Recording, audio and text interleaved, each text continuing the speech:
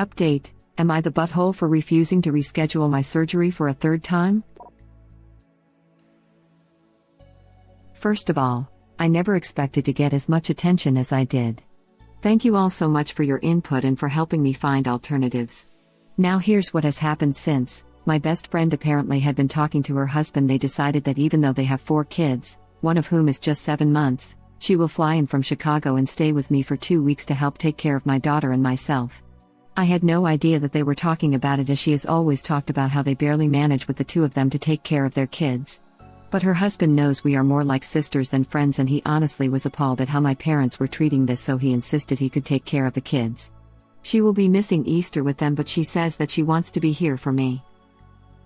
My stepmom has gone NC and my dad has said he will drive me to and from the hospital, but that's it. He is barely talking to me, which is normal on his part as he's very stoic and has never really talked to me much, even growing up. I do feel like a big weight has been lifted and am glad I can go ahead with my surgery.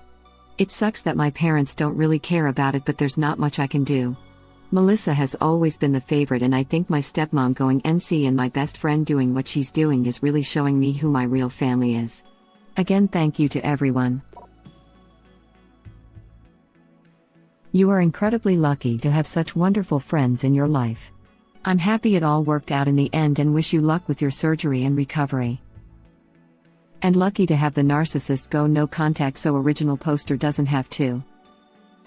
Agreed, it's always great when the trash takes itself out. Oh, I like that one. Thanks. I didn't invent it, but it's just so accurate I couldn't help myself. Hopefully they stay NC. Original poster and her child will be in better care with her friend, and real family, than her ex-family. I was going to say blood, but they're not even that since it's a step-parent and step-sibling. If people need it, here's a link to the original post. Web link. How is this not a rule regarding updates? Because you can just click their username to find the original poster, lol. Because not everyone can easily and quickly figure out how to post it, and it's not that hard to click on the Reddit name and scroll. Are you telling me it's easier to stalk a person's profile looking for an old post than to post a link to your own post? I'm saying it is easier for original poster to be stalked than it is for them to post it, possibly, yes. Lol. All it's doing is pushing the work to someone else to post in the comments. It'd be much easier and streamlined to have it in the post. I really don't get why you'd think otherwise. It's nice when there's a link. I guess I just don't see what the big deal is. That's all I mean. Not a big deal, really, but it's not that hard to do a quick copy/paste of a link even on mobile, which would possibly spare 10k plus individuals from having to stalk. Going no contact with your father would be another step too, since he's all about his stepfamily instead of you. Exactly. I don't want to be involved means he is choosing to placate stepmom rather than advocate for his daughter without actually saying it. It's the coward's choice. It's even worse than that. He's allowing his stepdaughter to stay with him and his wife, and they'll be taking care of her after her elective surgery, but that's an offer he would not allow his birth daughter to have. Another perfect demonstration of how blood doesn't determine family. Godspeed your surgery and recovery. You and your adopted sister have a happy Easter. Term my family members use for non-blood family, tradition started by my mom. That sounds better than heart sister, in that it sounds a heck of a lot more official. I wonder if you literally can adopt a sibling. To be frank, it's a stepmom, no blood shared. The dad sounds kind of crafty though. Right? I'm more pissed at him than anyone else. I love the spirit behind the term, and I have a best friend who is essentially my sister. Her kids call me aunt first name, but as someone who was actually legally adopted as a baby, I don't love the use of the term when not referring to legal adoption. If I'd been adopted by your family but heard y'all using adopted to refer to other people who weren't adopted, I'd feel a little invalidated. And I look like my adoptive parents. This feeling might be even stronger among those who were transracially adopted. Now, I'm just one person and you definitely don't have to change the term your family uses. But I did want to bring it up because maybe your family doesn't have any adopted members, so maybe you hadn't thought about it from that perspective. It's her stepmother, so they aren't blood related in the first place. You have an amazing best friend. I'm so happy for you that it worked out in the long run. I cannot imagine what you must go through daily with this. Good luck with your surgery. It's so exciting that you won't have to deal with this anymore. And the friend's husband. What a dreamboat. That is a huge sacrifice he is making, but clearly, he knows Original Poster and his wife are worth it. If Original Poster and her friend are like sisters, dude just made himself a total bro to her too. If it were me, he'd get all the Christmas cookies I bake shipped to him as soon as I healed up. And even then, it wouldn't be an adequate thank you. Yeah, it's enough for me to wonder if his dad is a widower. I'm 55. You can just click on their profile. Not if you're using the app. I think you need to stay in no contact with your stepmother post-surgery. I wouldn't be surprised if she would expect you to help with your stepsister's child while you're recovering. This time is for you to recover and rest. Totally agree. It sucks they're putting the stepsister first, but Original Poster found out before the surgery, and this is shining a nice big spotlight on who they really are, so hopefully Original Poster doesn't have to deal with them ever again. And the dad. What a waste of space. Right? Oh, I agree here. I have a feeling, after the surgery and recovery, stepmom is suddenly all happy to come back into Op's good graces with a no apology. She'll pretend that all that nasty business never happened and expect Original Poster to help out. I say Original Poster should just stick to SM's wishes of no contact and keep it that way. Found families are beautiful. Your best friend is dropping everything to be there. And not only that, but her husband is insisting she be there. That's family. You don't need the other people. I truly hope your father never wants or needs anything from you, because you will be well within moral rights to tell him to bugger off after this. I'm very glad you will get your surgery. I hope it goes well. Right.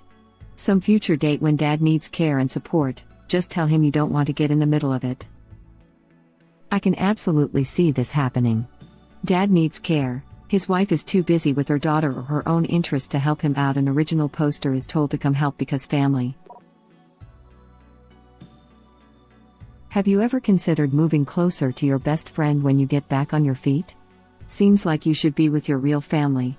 Plus you guys can raise your kids together. After all, it takes a village. Good luck, hope it goes good. This is exactly what Original Poster should consider doing. They've shown you their true colors, and only your boyfriend and her family are true blue. That would be a great idea. Put some miles between that family and her real family. Definitely would be better for her health. And once she's moved to Chicago to be closer with her best friend, she can go no contact with her stepmom, stepsister, and her dad. This is great to hear, but I would have a backup plan for transportation given your dad's attitude. He might decide he doesn't want to do it anymore. Most insurance plans will actually arrange transport to and from doctor's appointments and necessary procedures. Just have to call the customer service number on the back of the insurance card or use the provider's online chat and schedule it. It's a perk many don't know about because, well, most people in the US that have coverage are just happy to have coverage of any kind and never actually get around to reading through the coverages beyond the deductibles. And I don't mean that in a read the policy snarky ass way. I know most people don't dig through it unless they have a reason to. Just noting that it's a benefit of many plans for those unaware. This is true, I have coverage, and I'm still terrified of getting sick or hurt because what if what I need isn't covered? American insurance is the biggest joke with the most hidden perks and potholes ever. Another one that a lot of people don't take advantage of, asking docs to write for OTC meds. As long as they're tier 1 in the formulary, they are 90% of the time, they're covered at the lowest/no cost. I take a Zyrtec, cetirizine, every day in the spring for allergies and often use Pepcid, famotidine, for heartburn. I asked my doc to write for them so the insurance pays for them. I'd rather have them covered and pick them up at the pharmacy than have to pay $10 for a bottle of 30. Not always true. My insurance won't cover my Claritin, even generic, because it's available OTC. I've had BCBS and United Health, both are the same way. I also have to take large doses of vitamin D, no, not that vitamin D, and insurance won't cover that either. Ouch. What about Clarinex, desloratadine? It's still RX only in the US, available generic, and it's what Claritin gets metabolized into. Would have the same effect and get it covered. I'm surprised vitamin D or a D/calcium combo isn't covered, because any vitamin D you can buy OTC isn't legally a medication, it's a supplement and isn't subject to FDA regulation like RX vitamin D. It might be worth downloading the formulary PDF and taking a look.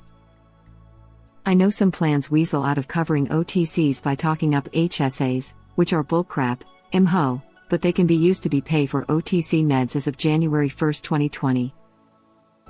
I buy my loratadine in bulk. I have to take 2 doses a day. I buy it cheap off Amazon. A 6-month supply for $10, so that's pretty cheap.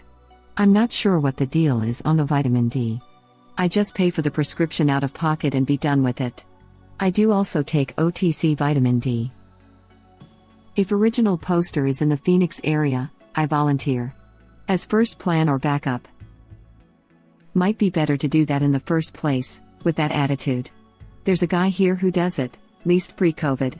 $150 for a round trip, 400 kilometers total, so not bad. You know, your stepsister will never know the kind of friendship you have with your best friend. And someday she won't have your stepmother around anymore. You may have a SHT dad, but you are obviously beloved.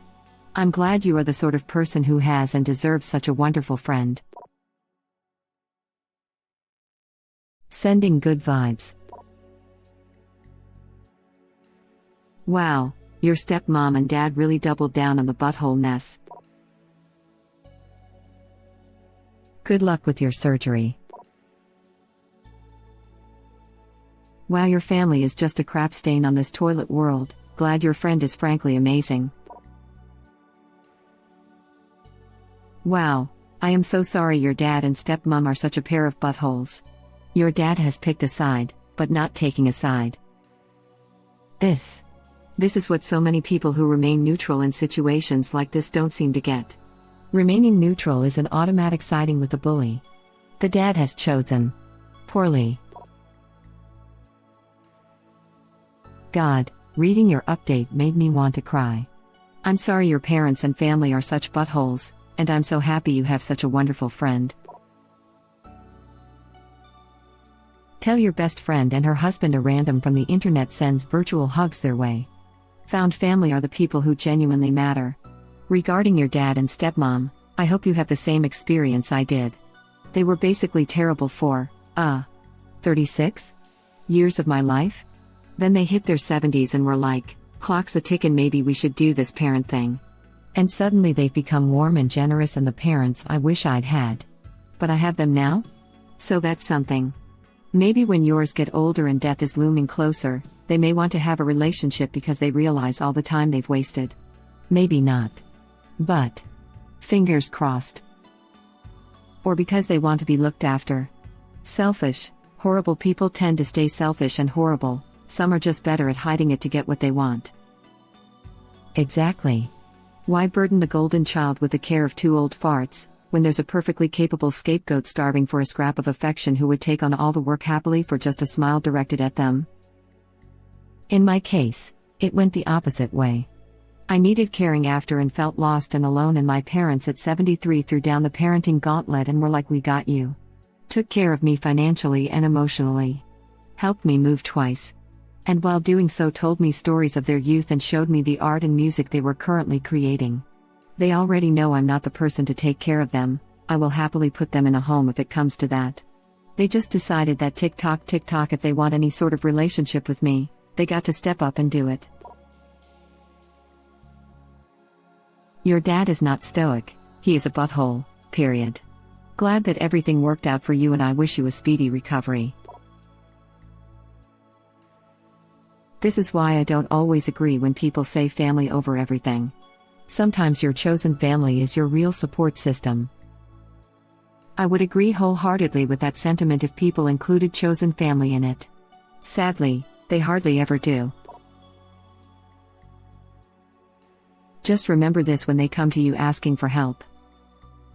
Nice to see we're starting to reclaim this phrase for what it actually is. Thank you for watching. Please subscribe to be the first to know about Red Rabbit Reader's new videos.